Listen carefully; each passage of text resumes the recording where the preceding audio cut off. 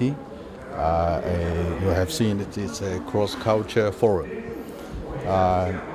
The cultural exchange is the best way to promote the understanding of our two peoples. The great two peoples of China and Indonesia. One is 1.4 billion, and Indonesia has a population 260 million. So the two great nations, both are with very rich culture. So the cultural exchange, I regard it as a kind of people-to-people and heart-to-heart exchange.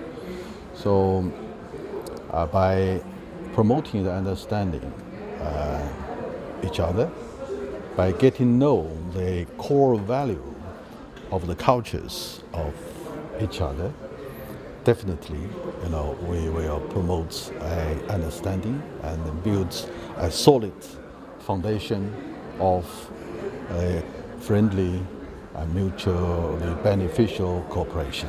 So that's what we are doing today. And this is the first forum under the framework of MOU between Chinese Consulate General in Mombasa and the Udayana University. But first, definitely not the last. So this we will continue to have functions or events like this with the strong support of Ibu Dari, the rector of Universitas of Udayana, and also expand to some other areas of discussion and academic exchange.